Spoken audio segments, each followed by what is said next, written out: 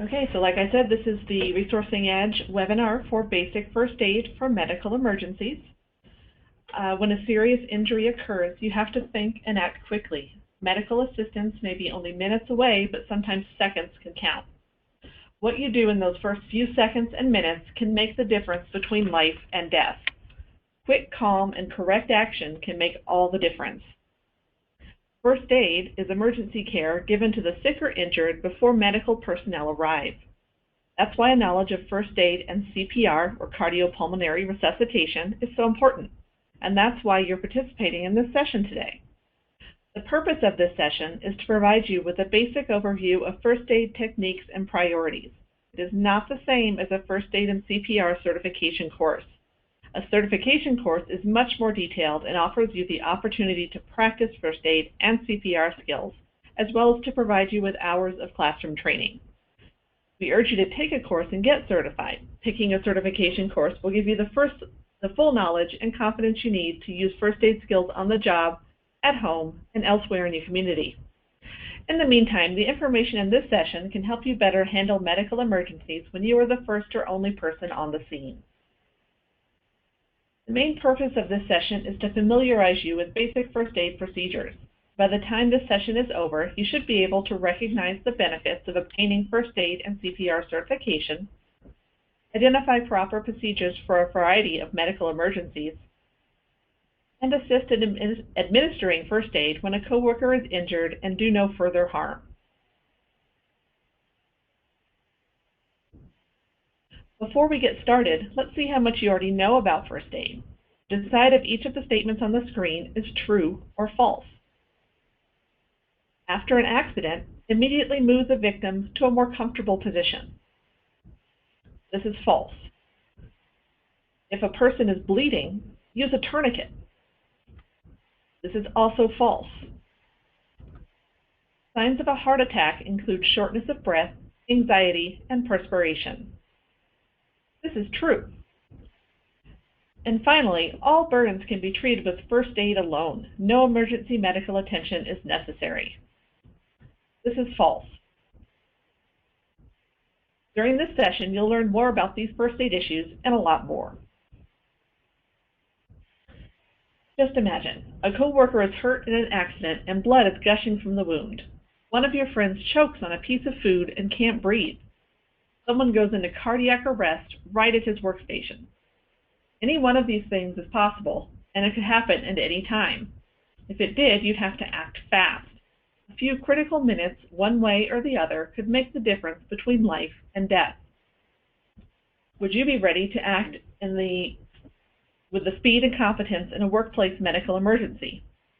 There are medical emergencies in workplaces across the country every day.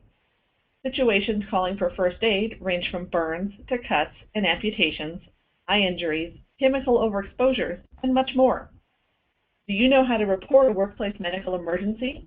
Besides calling 911, you also need to notify a supervisor or manager and provide as much information as you can about the accident. Of course, every medical emergency is different, but there are 4 basic rules that apply to all medical emergencies. 1. Call for medical help immediately. An employee on the scene should call 911 while another certified in first aid and CPR tends to the victim. If you make the call, explain the kind of injury and where the victim is located.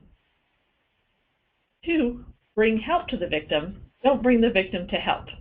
In other words, victims should not be moved unless they are in imminent danger where they are. 3. Check the ABCs. A stands for airway, B stands for breathing, and C stands for circulation. That means check to make sure the throat is clear, the victim is breathing, and the victim has a pulse. A first aid certified employee may be called upon to perform rescue breathing or CPR to keep the victim alive until EMS or emergency medical services personnel arrive. And 4, do no further harm. Be careful not to cause additional injuries in your attempt to help the victim. When it is clear that a victim's condition is immediately life-threatening, such as choking or not breathing, perform first aid immediately. When the situation is not life-threatening, there are multiple injuries, or when there are multiple victims, take a few moments to assess the scene to make sure it is safe for you and other helpers, and to be certain that you know what kind of first aid is required. Evaluate the scene for number of injured and nature of the event. Assess the safety of the scene, including the potential for toxic vapors or gases in the air, and other risks such as electrical or fire hazards. Prioritize care when there are several injured. Check victims for medical alert tags. Perform a logical head-to-toe check for injuries, and move the victim only if absolutely necessary to prevent further injury from a hazard at the scene. Do you know which of your coworkers is certified in first aid and CPR? You should call a trained person to the scene whenever there's a situation you can't handle yourself. Now let's look at specific medical emergencies. We'll begin with no breathing. When a person is unconscious and not breathing, irreversible brain damage occurs within 3 minutes. You have to act very fast. Someone trained in cardiopulmonary resuscitation, or CPR, should lay the person on his or her back while someone else calls 911. Loosen the clothes around the neck and make sure nothing is blocking the mouth or throat. First, give 30 chest compressions by placing both hands in the center of the victim's chest with one hand on top of the other and pressing down with the heel of your hand 1.5 to 2 inches. Press quickly at a rate of about 100 compressions a minute. Next, open the airway by tilting the head slightly and lifting under the chin. Do not move the victim's head back if you suspect a neck injury.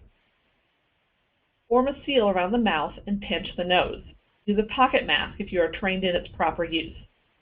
Breathe 2 slow breaths into the person's mouth, enough to make the chest rise and fall. Then continue chest compressions. Once you begin CPR, continue until EMS personnel arrive. Heavy bleeding is another serious medical emergency. If a coworker is bleeding heavily, you have to stop the flow of blood while you wait for EMS personnel to arrive. Because of the risk of bloodborne diseases, you must wear gloves from the first aid kit, if possible, when administering first aid for bleeding. Next, cover the wound with a clean bandage from the first aid kit. Then apply pressure with your hand directly over the wound. Do the same thing if a finger, hand, or other body part has been amputated. While you are applying pressure to the wound, have someone else place the amputated part in a plastic bag with ice. Make sure to wrap the severed part so that it doesn't directly touch the ice.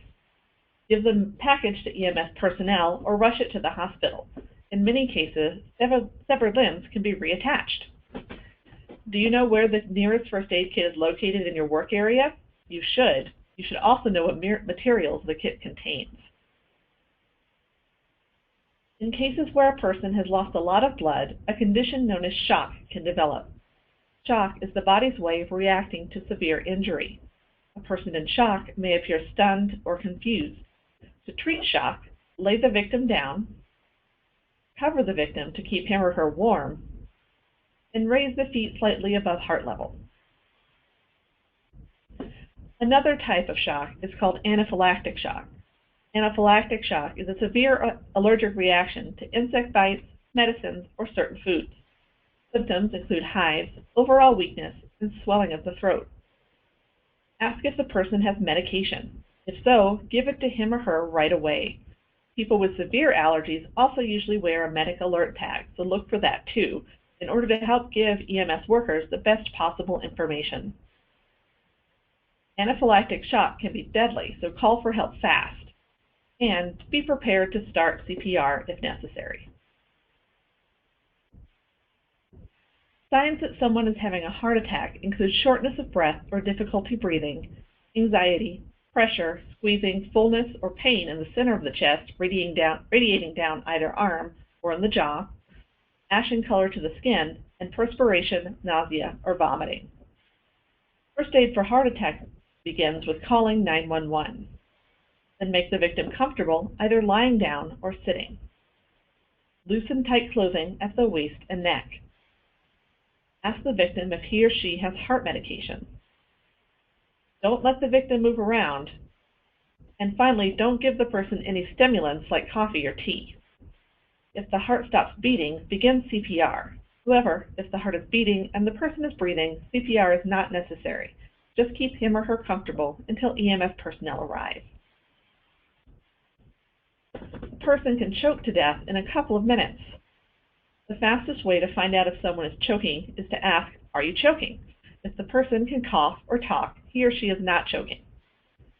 But if the person can't talk or cough, first deliver 5 back blows between the person's shoulder blades with the heel of your hand. If the back blows don't clear the object from the throat, perform abdominal thrusts. Stand behind the victim and wrap your arms around the waist. Make a fist with one hand. Place your fist, thumb side in, against the victim's stomach, above the navel but below the ribs. Grab your fist with your other hand. Pull in and up sharply and repeat if necessary to dislodge whatever is stuck in the throat. Repeat the sequence of 5 back blows and 5 abdominal thrusts until the object is cleared. Do you know how to perform abdominal thrusts? Everybody should. It's simple, and it can save a life. If the sequence of back blows and abdominal thrusts does not clear the object and the victim becomes unconscious, call 911 and follow their instructions. If you can't speak with anyone, further quick action is needed. Try a finger sweep if the object is in the throat is clearly visible and accessible with your fingers. Use gloves if possible. Use your index and middle finger to grasp the object. Don't try the finger sweep if there's a chance you'll push the object further down the throat. Lay the person down on his or her back and perform 5 abdominal thrusts by placing your hands one on top of the other and push the heel of your hand in and up sharply on the abdomen just below the rib cage. Once the object is cleared, check the ABCs, airway, breathing, and circulation. If the person is not breathing, perform CPR until medical help arrives. The first rule of dealing with electric shock is not to touch a person who is in contact with a live electrical current. If you do, the current can pass through the person to you and cause the same injury. So the first thing you should do is turn off the power to the electrical equipment involved. Then call 911. Electrical shocks can be life-threatening. You want to get EMS personnel on the scene quickly in case the victim has stopped breathing. If you have to remove a person from a live wire, be very careful so you don't get a shock too. Stand on something that's an insulator, like a rubber mat, wear rubber gloves, and use a dry stick, wooden broom handle, or board to push the person away from the wire. Don't use anything metal, wet, or damp. Once the victim is safe, check for breathing. Begin CPR if the person is not breathing. Now here's a matching exercise to see how much you remember about the first aid procedures we've just described. In column 1, you see a list of medical emergencies. In column 2, there's a list of first aid procedures. See if you can match the problem with the correct first aid procedure. Bleeding goes with direct pressure. Choking goes with abdominal thrusts. No breathing goes with CPR. Heart attack goes with keeping the victim still. And shock goes with elevating the feet. How did you do? Did you make all the right matches? Now it's time to ask yourself if you understand all the first aid information we've presented so far. Be sure you understand the first aid procedure for no breathing, bleeding, shock, heart attack, choking, and electrical shock. It's important to understand all this information because any one of these medical emergencies could occur in the workplace. Let's continue now to the next slide and talk about first aid for eye injuries. Eye injuries are common workplace medical emergencies. Eye protection can prevent most injuries, but just in case, you should be familiar with first aid for different kinds of eye injuries. For chemical splashes, flush eyes for at least 15 minutes with water, and then close the eyes and cover them with a clean cloth. Get immediate medical attention. For solids, such as particles, dust, or powder in the eye, flush with water until the particle comes out. If it won't come out, cover the eye and seek medical attention. Don't let the victim rub their eye. For a blow to the eye, apply cold compresses for 15 minutes to reduce pain and swelling, and get medical attention. For cuts near the eye, bandage loosely and get medical attention. Don't let the victim rub their eye. For objects that penetrate the eye, don't try to move, or put any pressure on the object. Immobilize it by placing a paper cup or soft, bulky dressing around it, secured with tape. Bandage the other eye so the victim will keep the injured eye still. Get immediate medical attention. Burns are another common workplace hazard. You can be burned by hot surfaces, hot materials, or by the properties of certain materials. First aid for burns depends on the degree of the burn. First-degree burns are the least severe. They just involve the top layer of skin, which becomes reddened and painful. Second-degree burns are more serious and include blistering in addition to reddened skin and pain. First and second-degree burns may be treated with cold running water for relief of pain.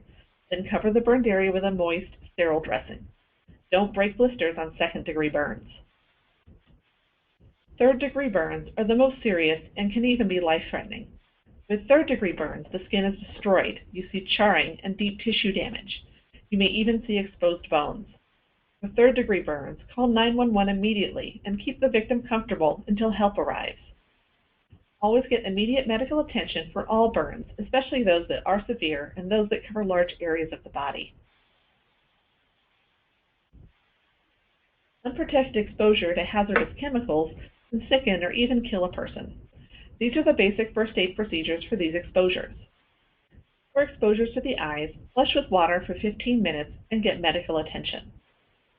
For exposures to the skin, flush with water for 15 minutes and get medical attention for burns and other damage. For inhalation of vapors or gases, move the victim to fresh air immediately. Administer CPR if necessary. For ingestion, have a coworker call 911. Another employee can also call your local poison center for more first aid information if necessary. Then follow the first aid instructions in the Safety Data Sheet, or SDS.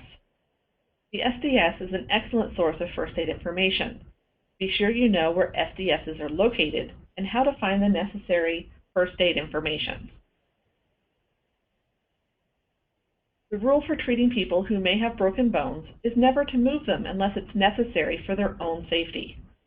Neck and back injuries are especially risky. The wrong move could cause paralysis or death. If you suspect broken bones, call for emergency medical assistance and instruct the victim not to move. Then look for swelling and deformity. Ask the victim to rate the pain, explain how the injury happened, and ask if he or she can move the injured limb. Treat for shock if the person shows symptoms. If it seems that a person might have a broken bone, apply ice wrapped in a towel or cloth to the area and keep the victim comfortable until help arrives. Working in a hot environment or on a hot day can be very stressful for your body, especially if you're not used to the heat. Heat exhaustion may start out as discomfort and fatigue, but can quickly develop into something more serious. Symptoms of heat exhaustion include pale or flushed appearance, weakness, heavy sweating, headache, moist and clammy skin, dizziness, and sometimes nausea or a slight fever. First aid for heat exhaustion involves these steps. Move the victim to a cool place. Have the person lie down. Elevate their feet 8 to 10 inches. Loosen clothing. Give the victim water and encourage him or her to drink slowly. And apply cool compresses to the head and body. Do not administer salt tablets, or these are a high blood pressure risk. If a person suffering from heat exhaustion is not treated promptly, it can turn into heat stroke. Heat stroke is a life-threatening condition in which the body gets so hot that it can't cool down. Signs of heat stroke include very hot and dry skin, extreme tiredness, and confusion. You have to act fast in cases of heat stroke. Immediately call 911. While you're waiting for help to arrive, cool the person down by hosing his or her body with cool water or by fanning the body. Monitor the victim to make sure the airway remains open, the person is breathing, and the person has a pulse. If you work in a hot environment, or if you exercise or work outdoors on hot days, you should recognize the symptoms of heat stroke and take precautions to avoid overheating. Fainting can occur when blood pools in the legs, reducing the blood flow to the brain. People may faint when they are standing for a long time in the heat. Fainting can also be brought on by stress. Check a person who has fainted for breathing. If the person is not breathing, begin CPR. If the person does not regain consciousness within a few minutes after fainting, call for emergency medical assistance and continue to monitor breathing.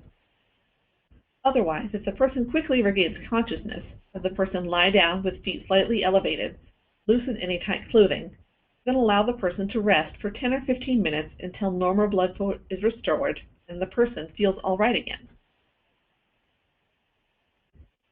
A person having an epileptic seizure may fall to the ground and have convulsions. If a person appears to be having a seizure, remove the victim from any dangerous objects or hazardous situations. Check for breathing. Don't put anything in the victim's mouth. Try to keep the person as comfortable as possible. And call for emergency medical assistance if the seizure lasts more than 5 minutes without signs of slowing down, if the person has trouble breathing afterwards, or if the person is in pain or other injury is present. Let's review briefly now with a multiple choice exercise. Choose the best answer, A or B, to complete each statement on the screen. Which is the worst kind of burn? Third-degree burns are very serious and can even be life-threatening. Call 911 immediately if you see signs of third-degree burns. For a particle in the eye, flush with water until the particle comes out. Never rub the eye. If the particle doesn't come out, cover the eye and get medical attention. For inhalation of vapors or gases, get into fresh air right away. And for heat stroke, call 911 immediately if you recognize symptoms of heat stroke. A person can die from heat stroke. Now it's time to ask if you understand all the information presented in the previous slides. For example, do you understand what we've said about first aid procedures for eye injuries, burns, exposure to hazardous chemicals, broken bones, heat exhaustion and heat stroke, fainting, and epileptic seizures? Knowing about all these procedures will come in handy should you ever have to assist in a medical emergency involving one of these health problems. Let's continue to the next slide now and conclude the session with some key points to remember. Here are the main points to remember about basic first aid. Medical emergencies can happen anytime on the job. When a coworker is injured, you'll have to act quickly, calmly, and correctly. The best way to prepare for workplace and medical emergencies is to be certified in first aid and CPR. This concludes the basic first aid for medical emergencies training session. If you have any questions, now's the time to enter them into the portal.